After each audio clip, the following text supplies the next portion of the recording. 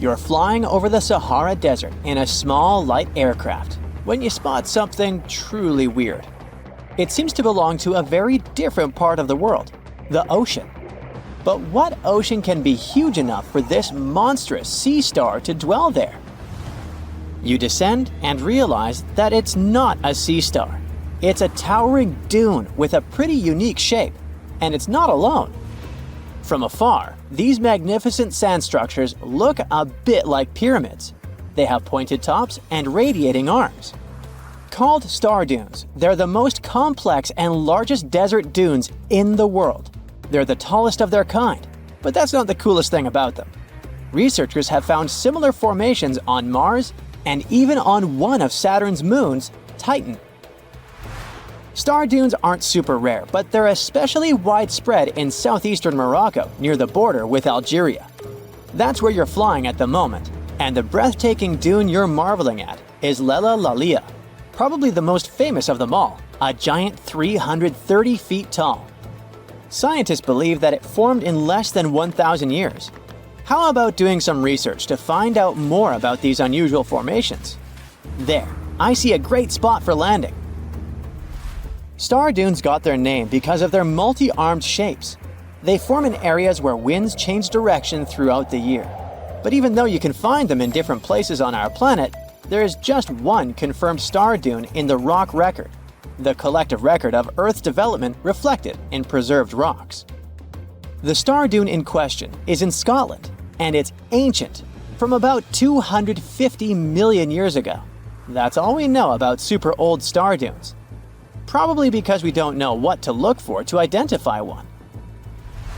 Another problem: star dunes often form in remote locations, which makes them extremely difficult to study. Imagine reaching the nearest settlement, then somehow traveling who knows how many miles to the dune itself, and then slogging up several hundred feet of shifting sand. I'll pass. But you can go since you've already landed, and the dune is right here in front of you. Currently, you're in a dune field called Erg Shabi. Lucky for you, this area has long become a popular tourist stop. Look, in the distance, there are hotels and even a good road. Scientists who examined Lella Lalia before you used ground-penetrating radar to find out more about the sand formation. This equipment can detect the tiniest differences in sand grain sizes and water content under the surface of the dune. That's how you can create a picture of its interior layers. Look out! Phew, it was a close call. See this trench? The researchers dug such trenches to take samples of long-buried sands and then examine them. It's a pretty cool process. The thing is, while buried deep inside, the quartz in the sand accumulates radiation coming from natural sources within our planet. We can compare the grains of quartz to minuscule rechargeable batteries. They can store the energy they get from radiation. When researchers bring them to the laboratory, they can make the grains release that energy, which comes out in the form of light. Scientists can measure the brightness and say when the sand enjoyed sunlight for the last time. Now, when those experts who dug the trenches looked inside Lella Lalia, they were shocked. The enormous formation turned out to be very young, for a dune, of course. You'd expect a dune that is several hundred feet tall to be pretty old, like thousands or tens of thousands of years. But that wasn't the case. Well, at least not entirely. The upper part of the dune has turned 900 just recently. But look at the sand near the base of the dune. Yep, right there. Well, it was buried there around 12 or 13,000 years ago, representing ancient dunes in the area. Those good old dunes were active for a couple thousand years, and then something went wrong. Because for a whopping 8,000 years, the sand wasn't accumulating there. A mystery? Scientists might have an explanation. You see, the first part of this quiet period occurred during the time when the climate became warm and wet. Yep, even in the Sahara. It happened about 11,700 years ago. It was the end of the last ice age and the beginning of a new era, the Holocene. And guess what? The Sahara went green. It started blooming like your local botanic garden. Plants started popping up all over the place, stabilizing the sand. If you had visited the Sahara during that period, you wouldn't have recognized this place. But you would have likely come across humans wandering marshy landscapes and hunting for food. Researchers have found pottery fragments and stone tools on one side of Lelalalia. That's true. As sand dunes form and then shift throughout their lives, they swallow and protect ancient remnants of life. Just dig well enough and you might find something that will provide you with a window into the past. It can be ancient fossils, anything from fossilized shells and corals to prehistoric plants. Those can offer precious insights into the history of our planet and the living beings once inhabiting certain regions. Now, it might come as a shock, but in the Sahara Desert, scientists have uncovered well-preserved marine reptiles and fossilized fish within the layers of those ancient sand dunes. They are the remains from the time when the Sahara was covered with a sea millions of years ago. Anyway, it's time to leave that ancient paradise if you want to survive. 4,000 years ago, the wet period came to an end, and the Sahara dried out again. Interestingly, our dune didn't begin building up right away. For some time, sand probably blew through but didn't accumulate. Or the dune could have started growing in a different location. And it's a valid theory since scientists have discovered recently that Lelalalia shifts around 1.6 feet every year. It also accumulates about 6,400 tons of sand every year. Now, if you've been inspired by your dune trip and are now eager to explore more of them, I've got some unpleasant news for you. Unfortunately, although there might be star dunes locked in sandstones around the globe, they're super tricky to detect. The problem is, dunes are huge, but they lack a single distinguishing feature. So you'd really need large exposed beds of rock if you want to get a wide enough view to identify a star dune.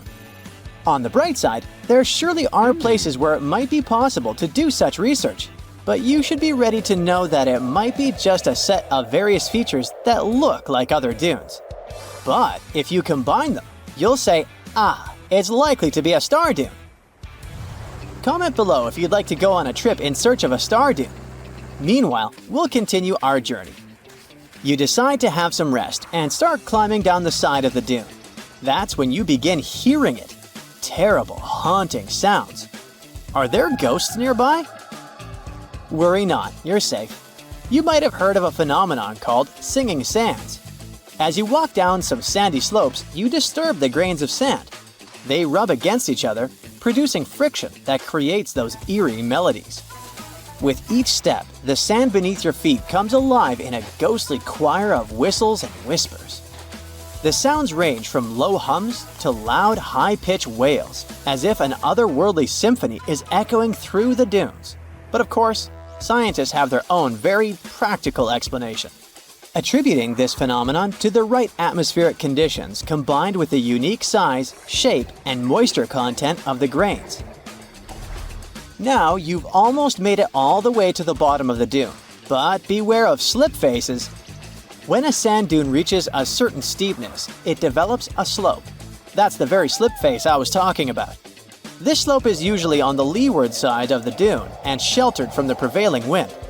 Sand grains start accumulating on the windward side, slowly creeping along the dune's gentle slope. At one point, they reach the top. Gravity takes over and they start sliding down, triggering a cascading effect. It looks like a miniature sand avalanche, and I wouldn't want to end up in its way. We've all heard of the Sahara. Sure you have. It's the largest hot desert on the planet. A sea of sand covering an area larger than the contiguous United States.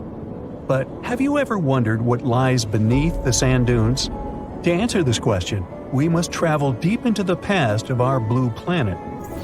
Up until some 6,000 years ago, the Sahara was grassland. Humans were around at this time, not me, spreading agriculture around the planet. In the north of Africa, the color green dominated. Plenty of rainfall meant that there were lakes, rivers, pastures, and even forests. A completely different image of the Sahara from the barren landscape of today. But then, the climate started to shift. The region became parched, and the vegetation started disappearing. The wind did the rest. It took away the fine sediment after there were no plant roots to hold the ground together. Give it a couple thousands of years and you get a familiar image of the Sahara: sand and rocks stretching as far as the eye can see. But when it comes to volume, only a quarter of the Sahara is actually sand. The yellow sands of the Sahara are just one part of the story. The desert has many other features, such as gravel plains, salt flats, and plateaus. Makes you think if we understand the word desert correctly. For people who study such terrains, geologists, there is only one condition for defining a desert: precipitation. If an area gets little or no rain, then it's considered a desert. The Sahara certainly fits the bill. Its average annual rainfall is just 3 inches. Compare that to the nearly 45 inches a year in New York. When we look at precipitation, this sandy desert is only the third largest in the world. Number 1 and 2 are Antarctica and the Arctic. They are larger than the Sahara by millions of square miles. It sounds odd, but there is more than one type of desert. The first two are polar deserts, while the Sahara is a subtropical desert. But the difference in air temperature are staggering. In Antarctica's interior, temperatures plummet to minus 76 degrees Fahrenheit. Compare that to the highest temperature on record in the Sahara of 136 degrees Fahrenheit.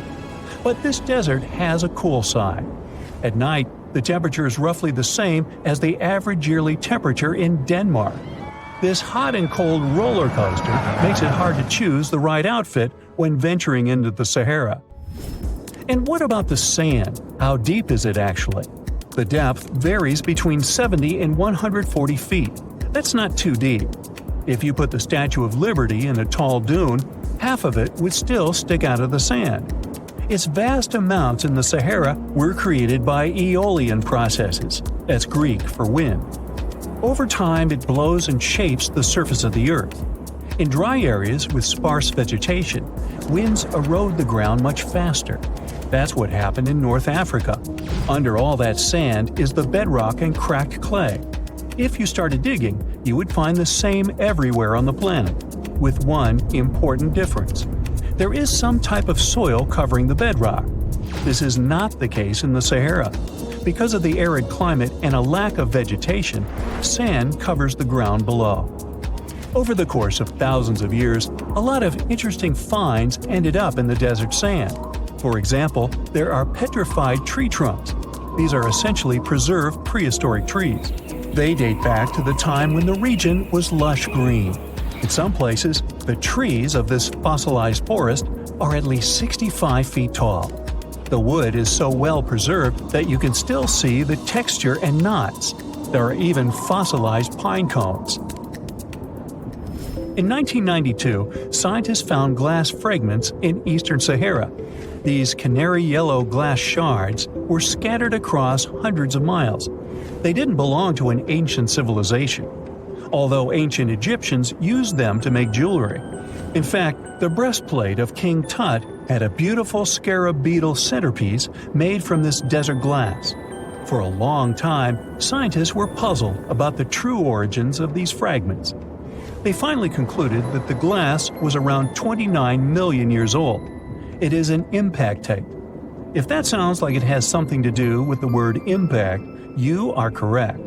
These rocks are formed when a meteorite hits the surface of the Earth. This generates a lot of heat. Scientists estimate that the temperature needed to melt this mineral was close to 3,000 degrees Fahrenheit. Apart from the regular fine-grained sand, we also have melted sand in the Sahara. But the desert conceals other unlikely artifacts. Shark teeth are a common find in Morocco, which sits in the western part of the Sahara. What are the fossilized teeth of these marine predators doing in the middle of the desert? This part of the world looked entirely different millions of years ago. There was a sea cutting right through what is now a desert. The Trans-Saharan Seaway ran the length of present-day Algeria and Mali. It was around 165 feet deep. That was enough for all sorts of aquatic animals to inhabit it. Large catfish, sea snakes, and of course sharks lived in the area. British archaeologists even unearthed a turtle shell in Mali in the 1980s. For centuries, there was even an entire city hidden under the desert. Timgad was a Roman outpost constructed by the Emperor Trajan around the year 100 in the current era. For various reasons, its residents abandoned it around the year 700. The sands of the Sahara soon engulfed the city. It had remained hidden for nearly 1,000 years. Then, in the 1700s, a Scottish explorer started digging out the city. His team first uncovered a sandstone triumphal arch 40 feet high, similar to the ones we can see in Rome and Paris today. An amphitheater soon popped out of the sand, and it was followed by well-preserved statues of Roman emperors. The Scotsman's find was so impressive that no one believed him at first. It took 2 more centuries for archaeologists to fully excavate the city during the 1950s. The site covers a surface as large as 10 polo fields. The ruins reveal the full mastery of Roman city planning. All the streets meet at a right angle in what is known as an orthogonal grid. You can find the same layout in modern cities such as New York. Historians estimate that during its heyday, 10,000 people called Timgad home. Different nationalities lived here, from Romans to people of African descent. Today, more than 2.5 million people live in and around the Sahara. They are spread across 11 countries in total, and their living space is growing. The desert is 10% larger than it was just a century ago. This process doesn't involve sand pouring out of the Sahara.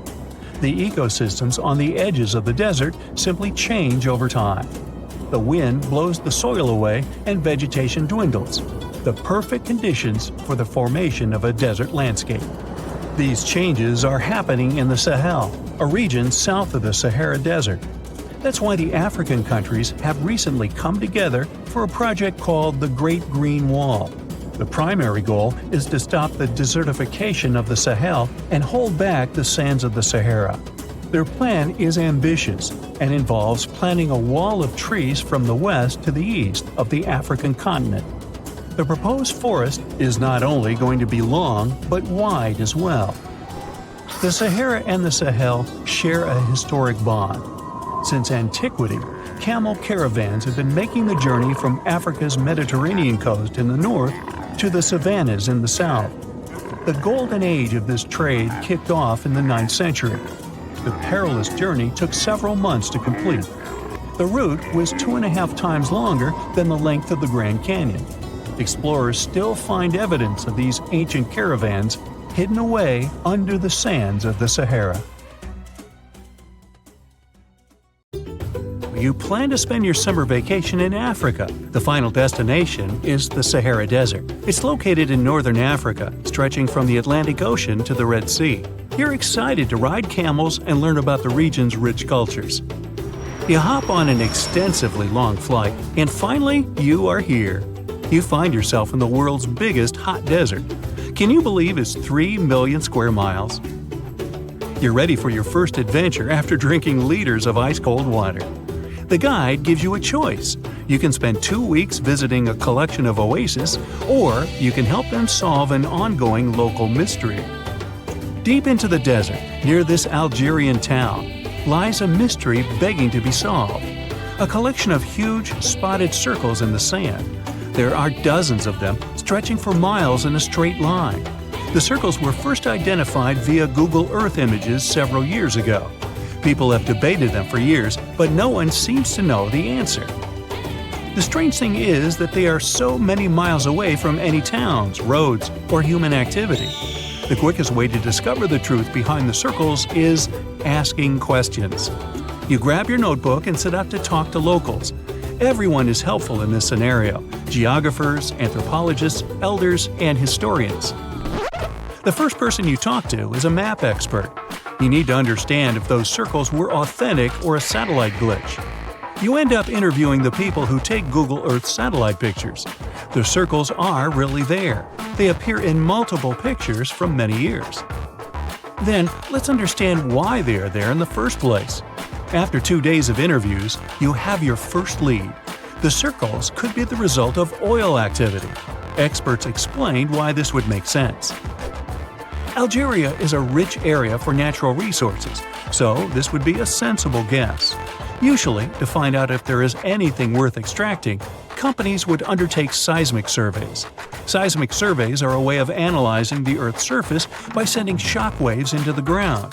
Depending on how these waves bounce back, you'll know what is located there. A special vehicle could have marked the soil that way. So, did we unravel the mystery? Not quite so. As you know, the Sahara Desert is one of the driest areas on the planet. The average high temperatures in summer are over 104 degrees Fahrenheit. To survive there, people need to find ways of accessing water. So, these circles could be a kind of ruin or leftovers from ancient water wells. Again, I'd say this is a sensible guess.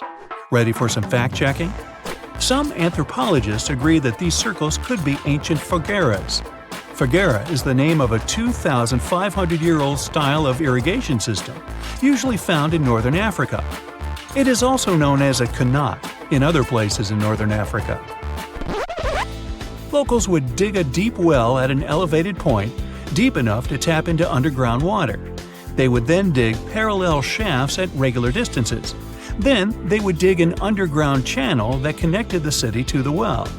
Solely with the help of gravity, water would run from the well to the city. This traditional technology provided water for crops, livestock, and humans. Now, let's say these wells made human-made oases possible. Even the closest municipality name was an indication that this could be true. The name Fogueret Essaouira is actually named after Fogueras, these ancient wells. Now, this lead was proving to be very accurate. You decide to travel over there to see for yourself. You take a local bus, sit back, and enjoy the ride. The landscape in northern Algeria is filled with ancient-looking towns. You even see ruins of wells along the way, on the outskirts of smaller cities. Opening Google satellite images, you can see the qanat's markings on the ground, a series of holes running down several miles. But as soon as you arrive, you find out you were wrong. Dale Lightfoot, one of the world's leading experts on qanats, said that the circles were definitely not qanats. Even the satellite images confirm this difference. Uh-oh, we were so close. Apparently, qanats or fogueras would not run down a straight line. They wouldn't be shaped like circles. Another clue that this wasn't the case was that there were no towns at the end. The circles were really far away from any human activity, and qanats were explicitly built to provide water for human settlements. Well, it sure was a good try. You almost gave up on this mystery when you decided to take one more field trip. It was days of preparation, pick up cars, food, equipment, all so that the mystery of the Sahara Circles could be unraveled. On the first day, you drove over 99 miles into the desert. You were always curious to see what this part of the world looked like. Over there, you see nothing but mustard yellow dunes. The night sky is pretty decent though. You can see the entire Milky Way with your own eyes. You set up camp and sleep under a canopy of stars. The next day, tension grows. There's no cell reception. Oh dear. But thankfully, you added the coordinates of the circles to your Google map. And surprise, the offline mode works out there. You follow the coordinates, but it leads you astray. You start to get nervous, thinking this was all in vain. But you and the team get into the car and drive a few more miles past the coordinates on your phone. After a very bumpy ride, you can't believe your eyes. There it is, an enormous crater dug on the sand, surrounded by 12 smaller holes. From up high, it looks like a clock, without the pointers, of course. On the ground, they're very faint, so faint you almost miss them. Searching the area, you notice all the holes had something similar, metal wires, thin wires that you can pull from the ground. They're buried deep, so you start digging. An object starts to reveal itself. Uh-oh, it looks like old dynamite. This certainly surprises you. Better stop digging to avoid any accidents. At the end of the survey, you feel satisfied, but still curious. What could all this dynamite mean? And who put it there? What comes next is the turning point of your adventure. Walking back to the car, you see something shining on the ground. You approach the item with curiosity. It's round and rusty and looks like a sardine can. What's that doing here? Could this give you more clues about the circle's mystery? Just in case, you pick it up and put it in the car. Back in the city, the puzzle pieces start to reveal the story behind the Sahara circles. You bring photos and the sardine can and show them to local experts. They analyze your material and give you an intriguing verdict. As it turns out, guess number 1 was the closest one to the truth. So, what happened to the first guess? Why do we need to keep digging deeper? Well, because it was only half right. The Sahara circles are not a historical footprint of seismic surveying. Back when the circles were made, this technology didn't even exist. But they sure are related to oil exploration. The dynamite-filled holes were an old method for oil searching. The circles are the leftovers of surveyors looking for resources underground. And the sardine cans? Well, they were left by the workers who held explosion works. You gotta eat, right? According to the model of the can, this happened more or less around the 1950s and 1960s. So these circles aren't even that ancient. More like modern ones, if you ask me. Well. Hope you are glad you tagged along and helped unravel this mystery. See you in the next mystery-solving adventure. We all grew up believing that Stonehenge is the world's most ancient observatory, but now it has some serious competition for the title. Nabta Playa was built more than 2,000 miles away in southern Egypt and thousands of years before Stonehenge and even the pyramids of Giza. In 1973, a Bedouin guide stumbled upon a strange group of huge stone formations while crossing the Sahara Desert. He led American archaeologist Fred Wendorf to the site, located about 60 miles from the Nile. Wendorf's friend and colleague claims the team found the stones while stopping for a bathroom break in the desert. Either way, what they found changed history. At first, Wendorf thought the stone structures were just natural formations. But then it hit him. This area was once a lake, meaning no natural rocks should even be there. He kept coming back to the site for decades, and by the early 1990s, his team finally uncovered a circle of stones that seemed to line up with the stars in a way no one could explain. After 7 long years of trying to crack the mystery of the site, Wendorf reached out to an expert in archaeoastronomy. They study how ancient people used the stars. One evening, while the expert sat in the cool desert sand staring at the stones, he realized that they formed a pattern radiating outward from a massive burial mound. One by one, as they dug into the sediment, the buried megaliths started lining up like spokes on a wheel. The team had already used radiocarbon dating to test samples from fire hearths and tamarisk wood roofing found inside the stone circle. Nabta Playa had dozens of standing stones, all a few feet tall. Some of them lined up exactly with the sunrise on special days, and others matched up with bright stars in the sky. Inside the big circle, there were 6 special stones that may have been used for rituals or marking important times of the year. Around them, 29 standing stones might have worked like a simple calendar to help people know when it was time for something important, like the summer solstice, the longest day of the year. When the sun rose in just the right spot, it was a sign that the rainy season was coming. The stone circle once aligned with the brightest stars in the northern sky: Arcturus, Sirius, and Alpha Centauri. Some stones even pointed to the constellation Orion. By tracing Arcturus's movement across the sky, they figured out that it matched perfectly with the circle around 4800 BCE. That means it was the oldest astronomical site ever discovered. And the people of Nabta Playa may have been watching the stars thousands of years before telescopes were even invented. It looks like it had a huge meaning for people living and traveling through the desert. Over 10,000 years ago, the long, cold, and dry ice age that lasted for tens of thousands of years was finally fading away. Northern Africa got massive monsoons and rains that filled up seasonal lakes. So, parts of the desert turned into short-lived oases. For the nomadic people who roamed this harsh land, these summer rains were everything. Their entire way of life revolved around cattle, When archaeologists opened the central tomb at Nabta Playa, they dug up cattle bones and even a massive rock carved into the shape of a cow. The people who built it used the stars to guide them and find hidden watering holes like Nabta Playa, which likely held water for about 4 months a year, starting with the summer monsoons. But there was no North Star back then, so instead they navigated using bright stars and the way the sky seemed to spin in circles above them. When the lakes were full, the standing stones would be partly submerged, and from the western shore, you would see the reflection of the stars on the dark water. Nabta Playa is way less famous than Stonehenge, perhaps because its stones were buried and the famous site in England was open to visitors for thousands of years. Sadly, when Nabta Playa did become famous, some tourists ruined parts of it by moving stones around, which messed up the ancient star alignments. To protect it, the authorities moved everything to a museum where people can see the stones and the carved cow statue without damaging them. The Egyptian Observatory isn't the only construction similar to Stonehenge. It has versions that were used for different purposes, from Germany and France to the US and the Andes in northern Peru.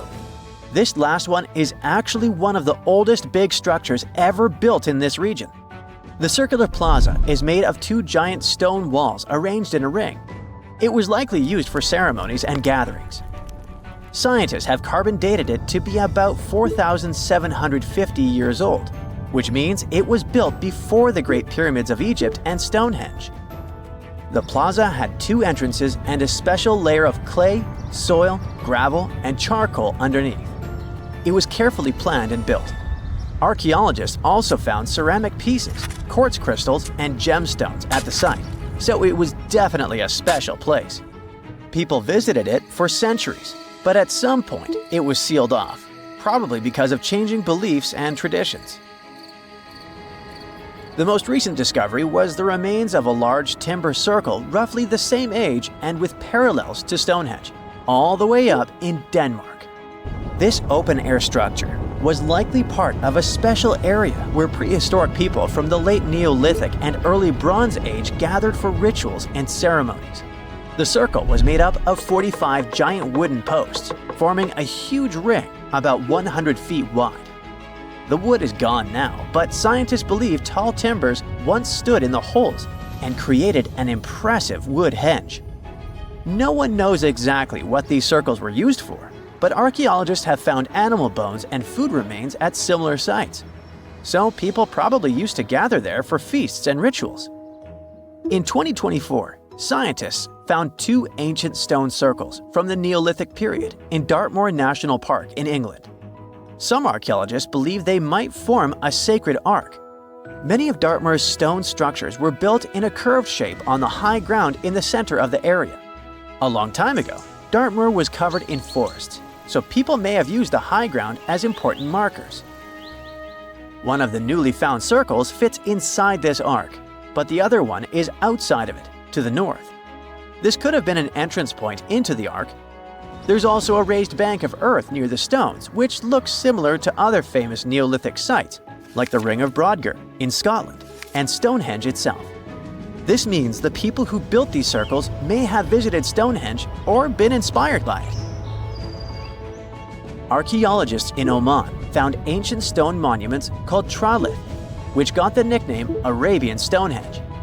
They were finished about 2,000 years ago, but no one knows for sure who built them or why. Scientists also found stone hand axes that are incredibly old, between 300,000 and 1.3 million years old, from the time when the first humans left Africa. At another site in central Oman, archaeologists discovered a Neolithic tomb from around 5000 to 4600 BCE. There are 2 chambers with the bones of dozens of people inside beneath a giant megalithic structure. Nearby, they also discovered rock carvings that were made by people who lived in the area. And then there is another Stonehenge look-alike, this time in Saudi Arabia, that was used as an apartment complex thousands of years ago. Archaeologists discovered a total of 345 stone circles by looking at aerial photos of a lava field.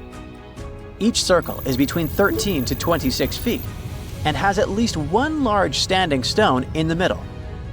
These structures still have remains of stone walls and doorways. Stone circles like Stonehenge are often linked to ceremonies and rituals, but scientists say that many early houses were actually built in round shapes, and rectangular homes only became common much later in history. Phew! This summer has been turning up the heat like never before. We feel like roasted marshmallows on a sizzling grill. Yes, the world is getting hotter, but some regions have always fought with high temperatures. It turns out people had some inventions to keep themselves cool in ancient times too. Some of them are still functioning, even 3,000 years later. Let's take a look at how people saved themselves from heat throughout history. So, put an ice cube into your cold drink and get ready to hear how people survived the heat. Speaking of ice cubes, do you know that the Persians made an ice storage system? In the deserts of ancient Persia, people had an out-of-the-box idea about how to prevent their food from turning into a melted mess. These ingenious Persians stumbled upon a physics trick that allowed them to create ice in the middle of the desert. They called these cool structures yakhchals, which basically means ice pits. These ice pits were not your ordinary coolers. They were like secret underground fridges. They looked like dome-shaped mud brick structures on the outside, but inside, it was a whole different world. These ice pits had an evaporation cooler system that worked like magic. At night, when the desert cooled down, Persians made use of the radiative cooling effect. They set up cleverly designed trenches to hold thin layers of water. The water froze, defying the desert heat. Then there were underground square storage areas. The Persians collected the melting ice water from these cool trenches, and during the night, they froze it again, making the most of the desert's natural chill. To add to the cooling effect, they built a wall to shade the storage areas from the hot midday sun. And that's not all. They had this fantastic wind-catching contraption called a badger that caught the breeze and directed it right into the ice pits. Fresh air plus ice. Cool breeze. A winning combo. They even had intricate water channels called qanats to bring water to the ice pits and homes all the way from the nearby mountains. As time passed, these yakhchals faded into history and modern technology took over. But hey, there's good news too. Some awesome folks in Iran are restoring these ancient coolers. So, if you ever find yourself in the desert, don't forget to pay a visit to these marvelous places and witness the genius of the ancient Persians firsthand. Now, I want to focus more on the wind catchers because they don't just help make ice cubes. They actually function as a cooling system as well. Back in the day, those clever architectural wonders were all the rage in places like Persia, modern-day Iran, Egypt, and the Middle East. Imagine tower-like structures with openings at various levels strategically placed to harness the power of nature's breeze. These openings were like magical portals for the wind. They captured those refreshing gusts and guided them right into people's living spaces. Basically, they were natural air conditioners. The breeze would gracefully flow downward, cooling the ground as it danced through the building. The secret sauce lies in the details. The tower's height, the number of sides, the openings, and the positioning of the interior blades. Everything plays its role in how efficiently the wind towers work out. Thanks to these wind catchers, ancient societies could enjoy comfy indoor temperatures without sweating. Can you imagine living in those times? Feeling the gentle breeze whisking through your home, keeping you feeling fresh and chilled out? The Persians are often credited for inventing these awesome wind catchers. But hey, don't forget about Egypt. There, you can find traces of similar structures dating all the way back to 1300 BCE. Yes, the invention of wind catchers may have occurred in ancient Egypt, but Yazid in Iran is the city with the largest number of wind catchers. People wouldn't have been able to live there without these ancient ACs because there was almost no rain in the area throughout the year. Now, Let's look at these perforated, double-skinned exteriors. Imagine dressing up a building with a fancy perforated screen. It's like giving its exterior a stylish makeover while keeping things chill inside. This genius technique, firstly, scatters the natural daylight, so no harsh sunbeams to blind you. The screen also offers shade like a pro, giving the building's interior a much-needed break from the blazing sun. Think of it as a natural sun hat for your home. Placing this screen about 4 feet away from the outer walls creates a breezy, dreamy hallway for fresh air circulation. And hey, they add a touch of elegance to the building too. These structures are sometimes called jali. Jaipur, India, for example, has an average daytime temperature of about 100 degrees Fahrenheit. So these structures are lifesavers. Jalis come in various forms, crafted from cement, earth, and wood. It's a cultural symbol deeply embedded in Indian architecture. You can find its captivating presence in iconic historical buildings like the majestic Taj Mahal and the Grand Red Fort in Delhi. But hey, it's not just a thing of the past. It's still rocking modern architecture scenes, and its charm has sparked creativity in artists and designers worldwide. It adorns the building's exterior, its cross-section showing a larger opening on the outside and a smaller one on the inside. This is where the Venturi effect steps in to show off its physics prowess. As the air flows through the narrowing passage, it picks up speed, creating a difference in pressure between the inside and outside of the building. Air blowing at a higher speed gets compressed, and when released, it cools down. Mashrabia is a wooden lattice or screen used in the Middle East and North Africa. These decorative wonders are like window blinds, but they do more than just look pretty. They're smart too.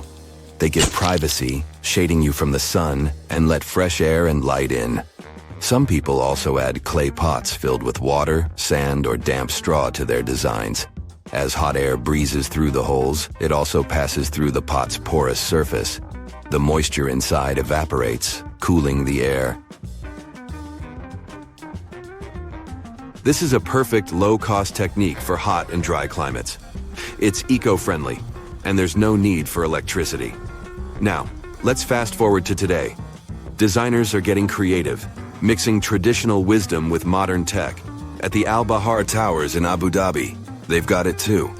Picture over 2,000 hexagonal panels that dance with the sun's movement, providing shade to the building's interior. Water evaporation was another secret weapon for ancient people. Simple, yet super effective. Plus, ancient Egyptians hung wet mats and curtains in doorways. When the air passed through them, it cooled down, providing a relief from the scorching sun. Ancient architects were the masters of maximizing airflow. They knew how to cross-ventilate and let hot air escape while inviting cooler air to the party. Speaking of ancient Rome, bathhouses were the place to be back then. It was like a community hub. People gathered to chat about politics, play sports, and, of course, take a relaxing dip. The Frigidarium was the cool spot in Roman baths. After a steamy soak in the Caldarium, Romans dashed to this giant pool to chill out. Then in some places, like Cappadocia in Turkey, people went underground to hide from the heat. They carved cozy dwellings in volcanic rock, harnessing the Earth's natural cooling powers. So the lesson here is simple. Architects and designers can create wonders by combining local traditions with smart tech. California's Death Valley boasts the highest officially registered temperature to date, with 134 degrees Fahrenheit in 1913. Meanwhile, Africa's sweltering record stands at 131 degrees Fahrenheit in Kebili, Tunisia, as noted in 1931. In Europe, the highest temperature ever documented reached almost 120 degrees Fahrenheit in Sicily in August 2021. Then, in 2022, the UK had the hottest summer of all time. In November 1922, a boy walked through the desert mountains of Egypt and discovered some ancient steps carved into the rock. Subsequently, this find became one of the world's largest and most significant archaeological discoveries. This step was part of Tutankhamun's untouched tomb. Archaeologists found about 5,000 ancient objects, including jewelry, fabrics, painted vases, and funeral masks. You've probably seen one of them. It has become one of the most recognizable attributes of ancient Egypt. More than 100 years have passed since then, and now humanity has finally become close to another large-scale discovery, the tomb of Cleopatra. This queen was the last active ruler of the Ptolemaic Kingdom of Egypt, who sat on the throne from 51 to 30 BCE. There are many ancient records about Cleopatra, her reign, and her unusual personality, but until now, no one has discovered the secrets about her passing away in the burial place. So, one archaeologist, Dr. Kathleen Martinez, has been studying ancient records and temples around Alexandria for decades, and concluded that the tomb of the queen should be located under the ancient city of Taposiris Magna, founded in 280 BCE. It was a big city on the northern coast of Egypt, where tens of thousands of people were engaged in trade and industry, and it seems that Dr. Martinez's guesses turned out to be correct. She and a group of archaeologists have discovered a secret underground tunnel near Alexandria, with a length of about 0.8 miles. It was cut into the rock under Taposiris Magna's temple. During further excavations, they found many things that indicate Cleopatra's tomb lies in the tunnel's depths. It's also possible that she is buried there together with the Roman commander, Mark Antony. According to ancient records, Cleopatra and Mark Antony loved each other and together opposed the Roman Senate, which declared Antony a traitor. The fact that natural disasters have occurred on the territory of Taposiris Magna for thousands of years can complicate the excavations. Earthquakes and floods destroyed the city and possibly flooded its underground tunnels. But archaeologists hope the ancient tomb remains untouched, and that it hides many treasures and records about the royal life of ancient Egypt during the reign of the last dynasty. There's a chance that excavations will go underwater and in the mud. This will require much time and funding, but archaeologists are sure it's worth it. Anyway, it's too early to say that Cleopatra is really buried there, but scientists have found many things in the tunnel that confirm this, including clay pots, dozens of coins with the image of Cleopatra and Alexander the Great, as well as a bust with the image of the Egyptian queen. Cleopatra is still one of the most popular personalities in Egypt, on an equal footing with Ramesses III and Tutankhamun. She inspired many films, paintings, and books, but what made her so popular? She became famous for her inconsistency. She was a beautiful, intelligent ruler who pulled Egypt out of the crisis and made it a prosperous power. Medieval Arabic texts say she knew chemistry, mathematics, and philosophy, and may have written several scientific books. She knew several languages and had excellent diplomatic skills. At the same time, there are many legends that she was a femme fatale who drove many men crazy. However, there's no evidence that her beauty was incomparable. The image of a stunning model was created by Hollywood when it made several films where famous actresses performed the role of Cleopatra. And the Roman Emperor Octavian, the adopted son of Julius Caesar, specially created the image of Cleopatra as an insidious seductress because he was her enemy. Even though she was born in Egypt, Cleopatra wasn't an Egyptian. Her ancestors were Greeks, among whom was one of the generals of Alexander the Great. However, the people of Egypt loved her. She learned the language and was very sensitive to the traditions of this country. She knew the history, mentality, and customs of ancient Egypt well. She raised the level of its economy and strengthened its status as a world power. Much of this was made possible thanks to her cunning and impressiveness. She loved theatrical performances and lavish celebrations. She knew how to surprise people and put on a show. But behind the exterior image of a luxury lover was an intelligent and calculating ruler.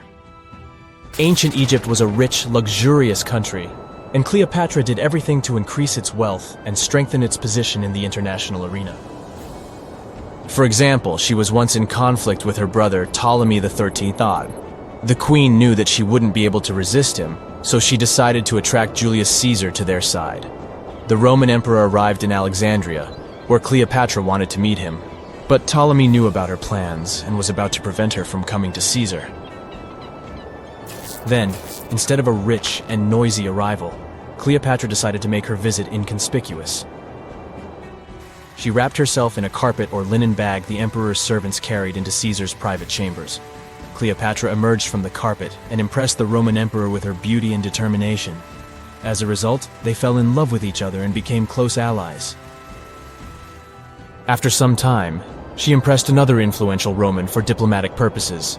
She arrived to meet Mark Antony on a golden barge with purple sails and silver oars. Cleopatra was dressed in the image of Aphrodite and sat under a magnificent canopy. Her servants dressed like cupids and were blowing her fan and burning incense. But Cleopatra created such a show for a reason. She knew that Antony revered Greek mythology and considered himself the embodiment of Dionysus. As a result, he was so impressed with this woman that he ended up marrying her.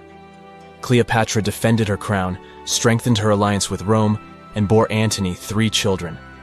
In Egypt, they threw big parties and enjoyed wealth with power. However, the relationship of a high-ranking official with the Egyptian queen caused a scandal in Rome. Octavian was Antony's primary opponent in the struggle for power, so he exploited the situation to darken the competitor's reputation. He used propaganda to make Cleopatra an insidious seductress in the eyes of Roman citizens. He accused Antony of succumbing to her charms. The Roman Senate supported Octavian and declared Cleopatra an enemy. In 33 BCE, this conflict reached a high point when Antony's navy clashed with Octavian's fleet. The latter won and forced his enemy to flee to Egypt with Cleopatra. According to some records, they took refuge near Alexandria. Pursued by the Romans, they hid in one of Cleopatra's palaces and met their end. Some legends say that Cleopatra was an expert in poisons. She provoked a venomous snake, a viper or an Egyptian cobra, to bite her. Also, according to another legend, she pricked herself with a poisonous needle. There's a theory that Cleopatra always carried an ampule with poison inside her hairbrush. And when she was cornered, she soaked the needle with this poison and pricked herself. None of this can be said for sure. Scientists are still trying to find out the truth. Perhaps when they reach Cleopatra's tomb, the world will get more answers about her tragic fate. She is considered the last ruler of Egypt. After her passing, Octavian plundered her palaces and temples and returned to Rome, where he became the main emperor. He successfully ruled the country and expanded its borders. His reign ended when he turned 75. World history would have looked different if Cleopatra and Mark Antony hadn't lost that naval battle. By the way, did you know that more time has passed between Cleopatra's reign and Neil Armstrong's flight to the moon than between the reign of the Egyptian queen and the construction of the Great Pyramid of Giza? Armstrong took a step on the Earth satellite in 1969, 38 years after the birth of Cleopatra. And the construction of the pyramid took place in 2560 BCE. Imagine how long the history of ancient Egypt is. Cleopatra is closer to us in time than to the pyramids. Researchers have found almost 1,000 previously hidden Maya settlements in the tropical lowlands of what is now northern Guatemala. They did it with LiDAR, light detection and ranging lasers, which they used to scan areas from the air. The region we're talking about is pretty vast. All those structures and buildings they saw over there stretch across about 650 square miles. And these spots were supposedly occupied thousands of years ago. It seems all these structures were pretty densely packed, so people lived close to each other. They had at least 417 ancient villages, towns, and cities where they could identify boundaries. These structures and buildings were actually a part of a state that looked like a kingdom.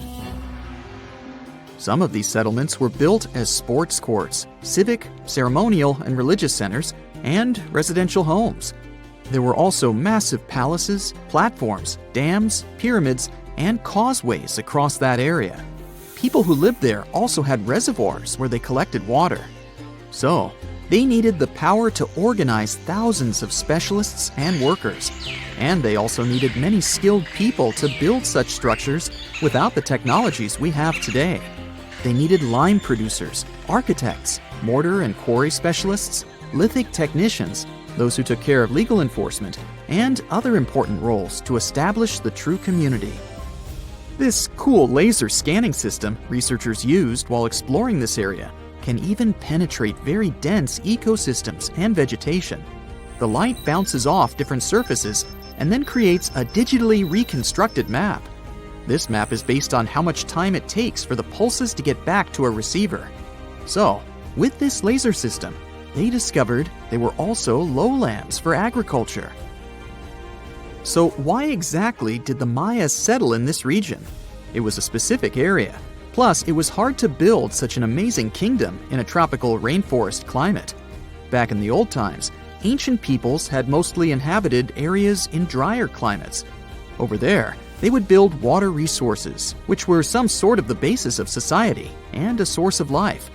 An example of this is Teotihuacan of Highland Mexico, although they did have a couple of navigable rivers they could use for transport and trade. But these rainforest areas had their advantages too. The Maya used natural resources like limestone, which was their primary building material, salt, and the volcanic rock obsidian, which they used for different tools.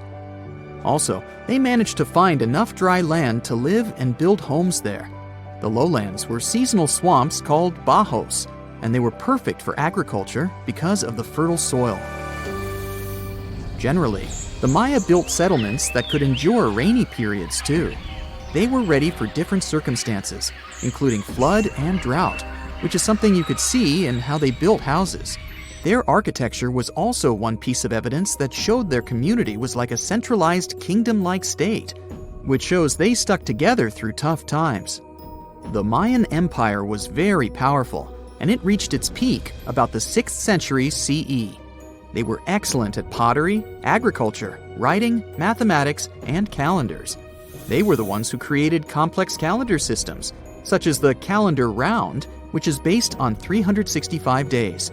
Although some believe the Mayan calendar predicted December 21st, 2012 would be the end of the world, it was just a coincidence with the end of a certain full cycle. They would call it the long count calendar, and it lasts 5,125 years. The Mayan people left behind an impressive amount of astonishing architecture and symbolic artwork. Most of their stone cities ended up abandoned by 900 CE. No one still knows why the Mayan civilization in that area collapsed, although there are some theories. Some think that by the 9th century, these people had exhausted the resources around them to the point that they could no longer feed and sustain such a big population. Others believe some city-states didn't get along that well, so they broke down the traditional system of power they used to have. Some say it was all because of a very long period of drought. It could be a combination of all these factors, though. But one Mayan city, located on an island, even survived until the 17th century. It was long after the rest of the Mayan civilizations had been destroyed or abandoned. If you're a traveler, you might know the town by its modern name, Flores. Scientists believe about 2,000 people lived there. The earliest Maya people were farmers. They cultivated crops like beans, squash, corn, and cassava. As they had many interesting ingredients, they created hundreds of cool recipes.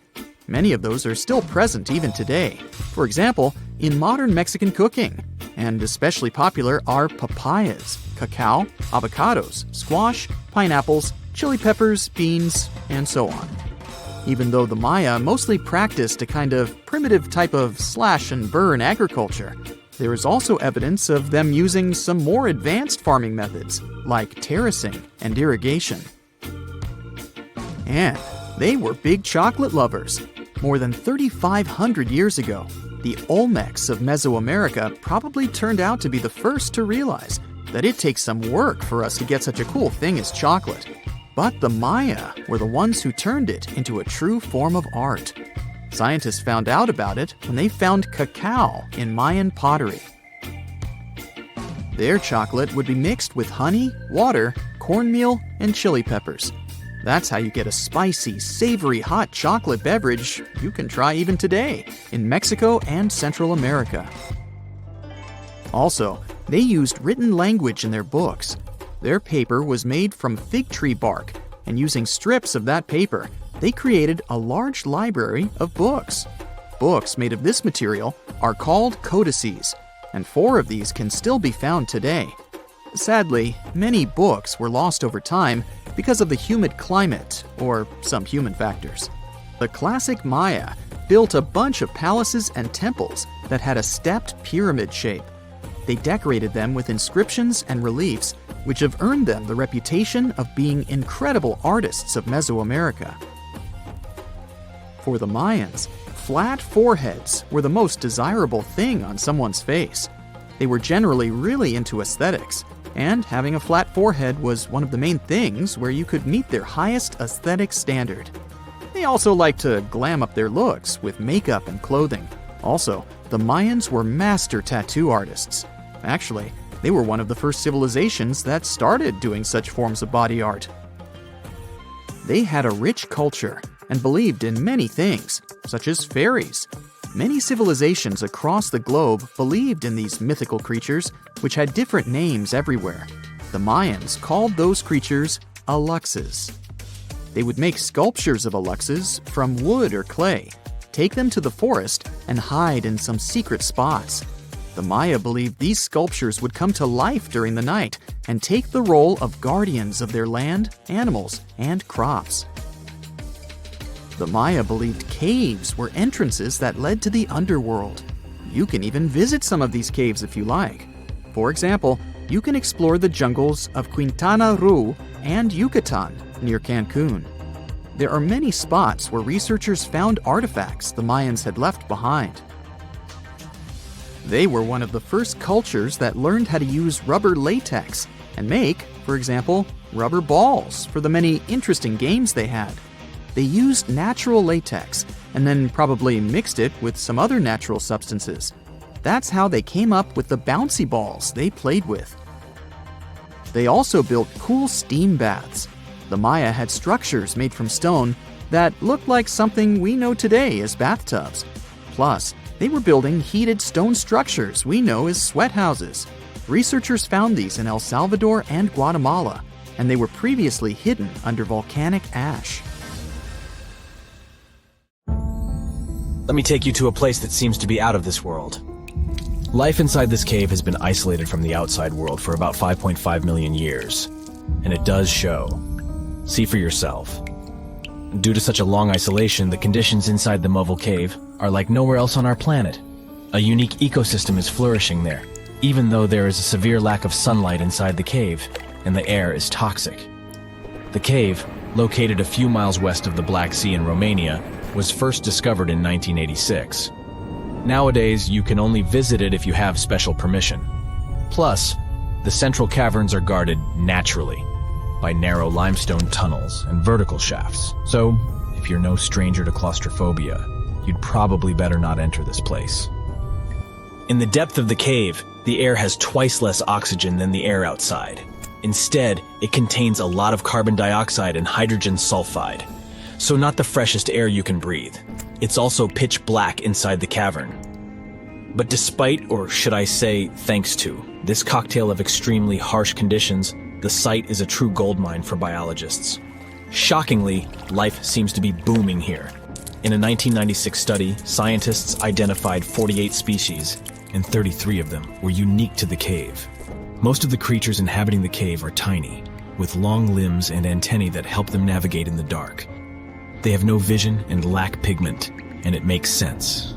Why would you need to be able to see if you live in total darkness? And why would you need to be pretty and colorful with no one to see you? Now, I'm going to take you to another cave. It's no less amazing, but looks very different. This is the Giant Crystal Cave, aka the Cave of the Crystals, in Mexico. These ginormous crystals were found in 2000 by a mining company after the water was pumped out of the cave. 2 miners then saw the crystals after entering the drying cave on foot. These awe-inspiring crystals are actually massive gypsum pillars hidden 984 feet underground. They're anchored to the walls and the floor of the scorching hot cave. Scientists estimate that the crystals could have been already growing for 500,000 years. That's why many of them are so long and wide that you can walk across them. Unfortunately, visiting this wonder of nature is impossible at the moment.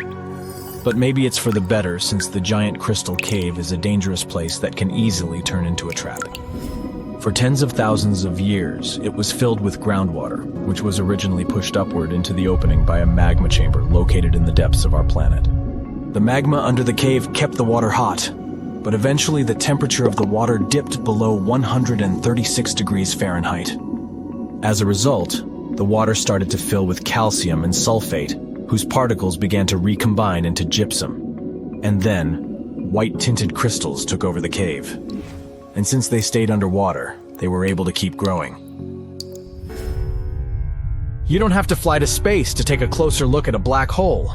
Scientists have found something very similar to black holes in the southern Atlantic Ocean. A black hole has such an enormous gravitational pull that once something gets pulled inside, it doesn't have any chance to escape. Even light can't get out of a black hole. But ocean black holes seem to be almost as powerful as their space relatives. But instead of catching the light, they do the same with water. Ocean eddies are massive whirlpools that spin against the main current. They usually swirl billions of tons of water, and most of them are larger than a city. These whirlpools are so powerful that nothing trapped by them can escape. But the scariest thing is that you might not even notice heading into one of them. These things are so huge that you won't spot their boundaries until it's too late. When scientists started exploring ocean vortices with the help of satellites, they discovered the borders of several eddies. After that, they managed to prove that, mathematically, these whirlpools are the same as mysterious black holes in space. Massive eddies are surrounded by super-tight barriers where fluid moves in closed loops. Even water can't get out from the inside of these loops. That's why tight ocean vortices play the role of enormous containers. Water inside them can be totally different from the ocean surrounding an eddy. And I'm not only talking about its temperature. The salt content inside and outside a whirlpool often differs as well. On the thin Curonian spit splitting the Baltic Sea from the Curonian Lagoon, there is one of the most bizarre places on Earth. Locals call this area the Dancing Forest because pine trees in this forest have shockingly unusual shapes. They twist in spirals and circles along the ground. There are some theories why it could be happening, of course. Some people claim that huge amounts of positive and negative energies once clashed in that spot. More down-to-earth individuals believe that the reason is geological. Sandy soil in the area is too unstable to hold trees growing upright. The most popular is the idea that strong winds blowing from the water influence the shape of the trees. In any case, experts haven't come to the final conclusion yet. Look at these underwater crop circles. For the first time, they were spotted in 1995, close to southern Japan's coast. Local divers called these 7-feet-wide structures mystery circles. The enigma had been plaguing many minds for almost 16 years until the culprit was finally caught. Imagine the researchers' surprise when it turned out to be a male pufferfish. The fish needs a bit more than a week to build one circle, and the aesthetics are obviously crucial. A male is swimming inside the circle, digging valleys in the sand with its fins. But that's not all. The fish also use shells and corals to decorate particular parts of their circles. This whole build-a-circle thing has a practical purpose as well. The way a male fish swims pushes the sand toward the center of the circle and creates a mound which later serves as a nest. The next mystery on our list is in the Caribbean. Just off the coast of Belize, there's a giant sinkhole. That's the Great Blue Hole. It's about 1,000 feet across and more than 400 feet deep. Once, a long, long time ago, this hole was a cave. But then rising waters filled it, making it collapse in on itself. The deeper you'll descend into the Great Hole's crystalline waters, the darker it will become. You'll see tons of stalactite-filled caves there, but entering them is extremely dangerous, unless you want to get hopelessly lost. Once you reach a depth of 50 feet, you'll notice that the water is shimmering. That's the invisible line dividing the sinkhole's salty top from the freshwater abyss. You might want to turn back right now. Who knows what you might come across in the murky depths. There was an old Amazonian legend that told about the river that was so hot that it boiled. And it was believed to be just a legend until Peruvian geoscientist Andres Ruzo questioned if the river could be real. All experts denied such a possibility. After all, hot rivers do exist, but only in the areas where there are volcanoes. As for the part of the country mentioned in the legend, there are no volcanoes in that region. but Andres Russo was too dedicated to give up. And in 2011, he finally located the river from the legends. The water in it was indeed steaming hot. Its temperature was 186 degrees Fahrenheit, not boiling, but pretty close to this point. But what shocked the researcher the most was the size of the river. One could think that the almost boiling water was the result of the activity of an underwater hot spring. But thermal pools are always small, while the river is 20 feet deep and flows for almost 4 miles. This is the only river of its kind on our planet. So the Sahara Desert is so big that it covers 8% of the world's territory. It's bigger than the USA or China. Surprisingly, the Sahara is not the largest desert in the world. It is the third largest, behind Antarctica and the Arctic. But it is definitely the hottest one. Temperatures there reach 136 degrees Fahrenheit. This place has some of the most incredible sand dunes you've ever seen, towering up to 1,476 feet. But here's the kicker. There's a real risk that these dunes might continue to spread until they cover the entire world. Surprisingly, the influence of the Sahara Desert extends far beyond its borders. Its dust, carried by powerful winds, makes its way to the UK and across the European continent, particularly in winter. This dust settling on the ground where it rains is a familiar sight to those in the UK, often leaving a red residue on cars. This connection between the Sahara, England, and Europe serves as a stark reminder of the global reach of environmental phenomena. You might think this is not a big deal, but it could turn Europe into a desert, leaving its soil infertile and Europeans with no food. Soil is a fundamental aspect of human existence, just as crucial as clean water and air. Without it, we're left with nothing but a bleak and barren landscape. The Sahara Desert has already made its jump across the Mediterranean Sea, which is concerning and could change the landscape forever. 1/5 of Spain has already turned into a desert. The next victim is Italy, which also faces the problem of desertification. In fact, almost all European countries have the same issue. According to an expert, the land that has not changed for nearly 2,000 years will become mostly rock, and people living on this land will be gone. 60% of the soil in Moldova is gone, and the problem has expanded beyond the Black Sea. It has reached China and Mongolia, thousands of miles away from the Sahara Desert. All of this causes losses of $4 billion a year. The threat is so significant that even the UN has gathered the necessary resources to solve the problem as soon as possible. Italy is sending help to Africa to stop the Sahara Desert from expanding. If this process does not stop in the next 10 years, millions will be forced to leave their homes. The Sahara Desert is growing for approximately 30 miles per decade. You do the math and see how long it will take to cover Europe. Since 1920, the Sahara has expanded by around 10%. But not all hope is lost because more than 172 countries have joined to put a stop to the desertification of the world. The World Food Program is a project that aims to help bring back green land that was once present in the Sahara. When they told people who called the Sahara home what they were about to do, the latter basically laughed in their faces and said it was impossible. But when you have a specific goal in mind, the impossible becomes possible. If we traveled back around 5,000 years into the past, we would see a beautiful forest with lush green trees and grass. Africa's climate has been changing for 21,000 years, from fantastic greenery to uninhabitable deserts. This has to do with Earth's rotation and the monsoons that bring water to this dry continent. But with the help of scientists and some clever tricks, we can bring the greenery back and stop the Sahara in its tracks. The Senegal River serves as a border between the Sahara Desert, Senegal City, and Mauritania. When you look at this area from space, you'll see how the desert is expanding to Senegal because the vegetation along the riverbank is almost non-existent. Forests can serve as a barrier, stopping the sand from getting blown away and the desert from expanding. An effort to create a great green wall is being made, and how they do it is actually quite impressive. Nothing has been growing in the currently restored area for more than 40 years, making locals find other places to call home.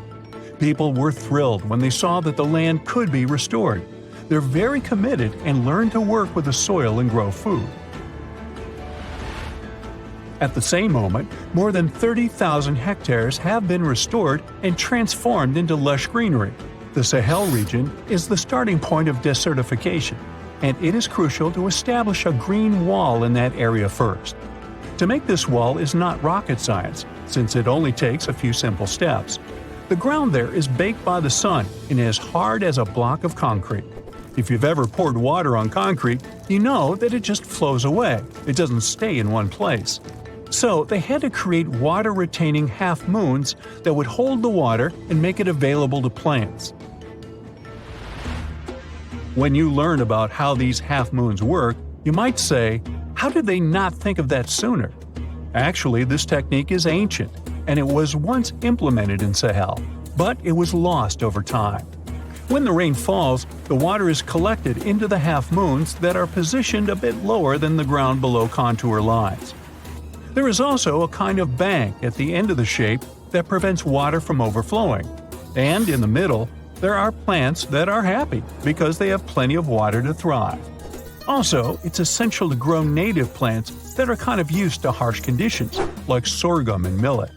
These plants have been surviving there for thousands of years and produce a good amount of biomass, which means the land can be rehabilitated faster and people will have food sooner. The water that will enter the half-moons won't be lost. It will penetrate the ground and top off underground waters. This will ensure the ground that H2O will never run out and that future generations will have usable aqua. This brilliant planting technique is not limited to half-moons. People also create lines and plant various vegetables, such as tomatoes. Next, there are places only for trees, like lemons or oranges. After a long hot day, nothing is better than a freshly made cold lemonade. The trees will also protect the soil, and with some luck, there will be a new forest in the Sahara Desert. The goal is to copy the forest dynamic. Start with small plants and gradually expand to bigger plants that are more useful than the tiny ones. They are aiming to plant more than 10,000 trees. Right now, many people are leaving the Sahara after the rainy season, going to cities or leaving Africa altogether. At this time of year, villages are like ghost towns. Only animals can be found there. Most people are gone. I mean, who would blame them? Nobody wants to live in the sand where nothing grows. Luckily, with all this new, old technology being developed, many people are slowly but surely returning to their land and starting to work in agriculture. The best thing is that there are no brutal winters, so plants grow 12 months a year, and people can always have food. People are becoming more social because now everybody stays in their villages and doesn't travel much.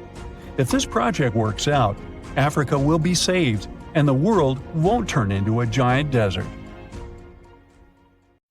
A comfortable abode with a gorgeous view of the Mediterranean Sea will serve as a perfect rain shelter. Well, this is what a real estate advertisement might have looked like for Neanderthals 100,000 years ago. Welcome to the weird and wonderful caves you could live in, or not. Of course, back then, neither real estate and advertising had been invented yet. Never mind the fact that Neanderthals couldn't build houses and often lived in caves. Yet, one of those caves looks an awful lot like a residential building. It's situated inside a high limestone cape called the Rock of Gibraltar. If the Neanderthals had had an economy, the caves inside this rock would have cost a bundle. Navigators discovered it in 1907. They just spotted a big hole inside the fortified rock. For many years, scientists have studied this place and found some traces of Neanderthals. They discovered ancient tools in the cave and bones of old animals. But the coolest thing was, they found 4 caves inside the rock. It was like a residential complex. Neanderthals lived alongside neighbors and helped each other hunt and fish. They created feather decorations and painted abstract drawings on the walls. Imagine our ancient predecessors hanging out in these caves 100,000 years ago. And now, scientists hang out there and study the primeval past of Neanderthals in detail. At the end of 2021, archaeologists uncovered a gap inside one of the caves leading to an unknown tunnel. They crawled through this hole and opened a new space under the cave roof. This place has been closed off from the outside world for over 40,000 years, and it seems it was one of the most prestigious apartments in the entire mountain complex. It has high ceilings with ancient stalactites. The ruined stone curtains divided the apartment into several rooms. Scientists also found the remains of ancient animals and scratches on the walls. It seems that Neanderthals had never lived here, but they used to visit this place. Archaeologists found the shell of a sea snail called dog whelk. One of the Neanderthals brought it here for some reason, but the primary owners of this place were hyenas. These caves show that Neanderthals were closer to humans than to monkeys. They had a way of life and even some customs. There's still a lot of work ahead, and scientists hope to find new rooms inside this rock. Meanwhile, in 2003, archaeologists discovered another early dwelling on the Isle of Flores in Indonesia. Among the green jungle, they found a cave with ancient tools. At first, everyone thought the human ancestors lived here, but then scientists discovered an unusual skeleton of an adult. A thorough analysis showed the skeleton belonged to a 30-year-old woman, 3.5 feet tall, just above the waist of an average adult. The woman's weight was equal to the weight of an adult shepherd. The skeleton didn't belong to Neanderthals or Australopithecines. It was a new unknown species, which scientists called Homo floresiensis, or simply the Hobbit. Also, there were remains of unusual ancient animals in the cave. It was an elephant the size of a cow, some large storks, and giant rats. Archaeologists have found out that hobbits were not the owners of this place. The main inhabitants were the rats the size of a cat. Maybe they were fighting the hobbits. Some analysis shows that Homo floresiensis wasn't our direct ancestor. They were in a separate branch of evolution. The hobbit skeleton looks more like that of a monkey than of modern humans. In 2009, in the dense jungle of Vietnam, archaeologists discovered Son Don, the largest cave in the world. If you go inside the cave and shout, you'll hear your echo a long time. In some places, the height of this cave reaches half the height of the Empire State Building, and the total area is larger than one central block of New York. Son Don is one of the 3 caves in the Vietnamese jungle. Many intricate mazes connect these caves. Inside, you can find unique plants and trees that live separately from the outside world. It's a real underground jungle. In some places, you can find collapsed ceilings that let the sunlight in. Besides unusual trees and plants, ancient stalactites hang there. Some limestone deposits are more than 450 million years old. They were here even before dinosaurs appeared. There are also many rivers in the cave. Rainwater coming down from holes in the ceiling has formed them.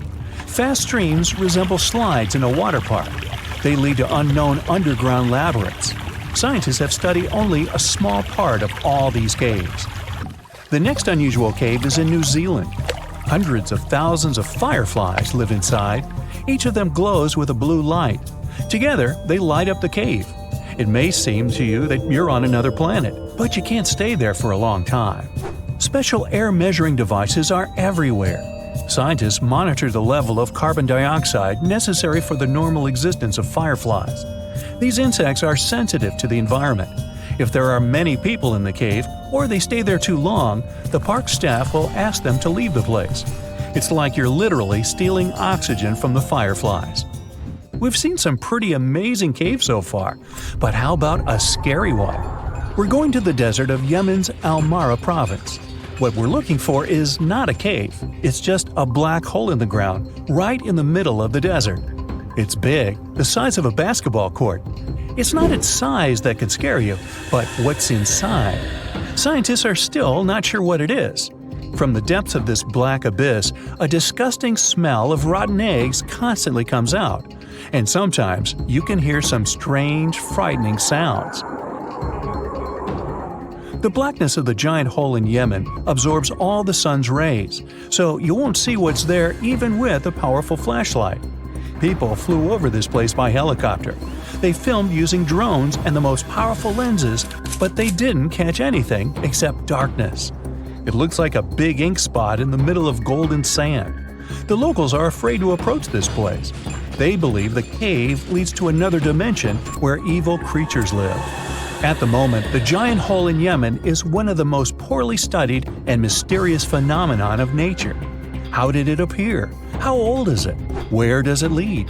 Scientists are trying to find the answers to these questions. There are theories that the hole appeared because of construction work. Geologists drilled the soil nearby in search of minerals. It could have caused fluctuations in the Earth's crust and collapsed the surface. But no one can prove this theory, yet. And now, imagine a place where sunlight has not penetrated for more than 5 million years. There's little oxygen, and it's cold and damp. Still, life is born in this place, not only microbes and bacteria, but also something bigger. The living conditions in this cave are very different from the usual ones, so, in a sense, this cave is like another planet. It's the Movil Cave in the southeast of Romania, near the Black Sea. The entrance is a small hole in the ground. Inside, a tunnel leads deep below the surface. The levels of hydrogen sulfide and carbon dioxide are above normal inside the cave. The air here is half as much oxygen as on the surface. People can't be here without an oxygen mask, but other creatures living here can. The cave is home to 48 species of living organisms. 33 of them are unknown. Here you can meet some unusual insects, white snails and white spiders, millipedes with huge whiskers, transparent shrimp, and unique species of leeches. They all live here thanks to the little bacteria autotrophs. They absorb carbon dioxide and release food particles. Bacteria feed on it. Other larger organisms feed on these bacteria, and some bigger organisms eat those little ones. In the end, everyone gets food. In this cave, evolution has created a biological system separate from the rest of the world. Hey there, curious history buffs. Have you heard the legend of the ancient race of giants of Nevada? Yes, I'm talking about actual giants that allegedly lived thousands of years ago. Now I know what you're thinking. Giants, really? Well, archaeological finds add fuel to this debate too. And here's where it gets interesting. Lovelock Cave was indeed used as a burial site, and some of the remains found there are much larger than average human bones. The cave is by the Humboldt Sink in western Nevada. It was once part of an enormous lake, which eventually dried up, leaving a number of smaller ones, including the Humboldt Sink. The cave became the home of the Site-Ka tribe. According to the legend, these red-haired giants were so big that they had to be buried in the cave itself. Indeed, later on, archaeologists discovered 8 to 10 foot tall skeletons. This legend started to unfold when a mining engineer named John T. Reed talked to the locals in 1886. Once Reed saw the cave, he knew he was onto something. The news spread soon, but the cave was attracting another type of attention too. The deposits of a fertilizer known as guano were discovered inside the cave. So a mining company began excavating the precious resource in 1911 and soon shipped more than 250 tons of the fertilizer to San Francisco. Unfortunately, some of the human remains and artifacts were neglected and lost in the mining process. This led to an official excavation in 1912 and 1924. After the top layer of guano had been mined, strange objects started to surface. Around the area, the earliest evidence of human habitation dates back about 4,000 years. The Lovelock culture lasted for some 3,000 years, and they left us with 10,000 stunning artifacts. The pits in the cave were like a series of time capsules hidden at different depths. Archaeologists determined the age of each pit by its depth. It turns out that many different groups used the cave for storage over a really long time, and the things they stored there give us a really cool glimpse into their cultures. It's like a giant ancient storage unit full of hidden treasures. What have the researchers found besides the giant bones, you might ask? Some other bodies were mummified using a method similar to the one applied by ancient Egyptians. These remains also had something in common with the bodies discovered as far south as Lake Titicaca. Both mummies had some red hair. Yet, there are scientists who believe this reddish hue is the result of the interaction with the environment in which the bodies stayed. So, while the story of the red-haired giants may be a wild and intriguing tale, not everyone is convinced. Some experts believe that the bones found in Lovelock Cave are simply the remains of prehistoric animals, like mammoths or sloths. But others insist that there's something more to the story. Other relics, such as finely crafted baskets and exquisite duck decoys made from tule fibers, were also found there. In any case, this cave is worth the attention it gets. By the way, you can still visit this cave today and see the pits of different depths with your own eyes. But let me tell you one thing, it's in a hot, dry, and isolated place. Archaeologists have made another discovery that seems to be straight out of a legend. They think they found the palace of the one and only Odysseus, who was the legendary Greek king of Ithaca and the hero of Homer's epic poem. Move over, Indiana Jones. We've got some real-life adventure happening here from around 1300 BCE. Apparently, this is the only palace mentioned in Homer's epic poems that hasn't been found. The excavations have been made on the Ionian Islands, and the view from the ruins found on the island of Ithaca are exactly as described in the Odyssey, says the professor who led the excavation team. Known to the ancient Romans as Ulysses, the Greek hero took 10 years to return home to Ithaca after the fall of Troy. For many years, Homer's other epic, called the Iliad, which tells the story of the protracted siege of Troy by the Greeks, was regarded as a myth too.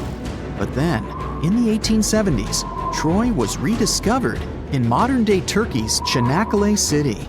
So, if they found Troy, who's to say they couldn't find Odysseus's home? The researchers were following Homer's words as a roadmap. The excavation site has a building complex with 2 levels. It has important finds, such as storerooms and workshops, a complicated drainage system, and fragments of pottery. It also has a well from the 8th century BCE, which is around the time when Odysseus is believed to have been the king. Yet, not everyone is convinced that the team has actually discovered the home of Odysseus. A British researcher named Robert Biddlestone insists that Homer's description of ancient Ithaca isn't very similar to the island that now has its name, and that Odysseus's kingdom was actually on the Isle of Cephalonia. However, Italian archaeologist Adriano La Regina might have a more realistic approach to this debate. He says that whether this find has a connection to Ulysses or not, what's more important is the discovery of this royal palace. Once upon a time, in a land far away, the Klamath Indians spread a legend about the creation of Crater Lake. Okay, maybe this land is not that far away, and it still exists. You can find it in south central Oregon, in the western United States. Anyway, the legend has it that this lake was formed in a vicious battle between 2 volcanoes, Mount Mazama and Mount Shasta.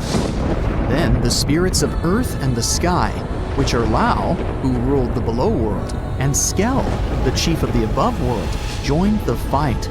It turned into a geological drama. During the battle, darkness veiled the land. The fight was over when Mount Mazama collapsed and sent Lao back into the underworld. Then the rain filled the pit and created a lake in the place where the mountain had once stood. Flash forward to our time. Scientists have discovered that Mount Mazama did erupt 7,700 years ago. Artifacts found in the area prove that the legend indeed contains some details about the explosion. The tale says that red-hot rocks were flying through the sky. This happened during the volcanic eruption that caused the mountain to collapse. This created the volcanic caldera, which later on got filled with water. What makes this legend came true story unusual is how long it has existed. According to researchers, these types of verbal stories lose their credibility within 600 to 700 years. That's why the legend about the creation of Crater Lake is so unique. So many generations, for hundreds of years, have been accurately passing down the information. This volcanic crater lake is now in a national park. It's famous for its deep blue color. The water in it is extremely clear. If you visit it today, the water you'll see won't be the same as for someone who will visit the place 250 years later. Because there are no rivers flowing into or out of the lake, the existing water evaporates and the lake gets filled again by rain and snowfall. Basically, every 250 years, the water is replaced. Plus, this lake is almost 2,000 feet deep, which makes it the deepest lake in the United States. Swimming is okay in the lake, but there's only one legal and safe trail to get to the shore. There are other activities, such as fishing and boat tours. Shared human experiences, such as birth, marriage, and aging, may explain why certain tales are shared globally. Similar struggles and obstacles faced by humans around the world generate similar themes in traditional stories about love, parenting, and mortality. So, do you have legends or tales you've heard of from your grandparents? Who knows? Maybe your ancestors too witnessed a cool historical event.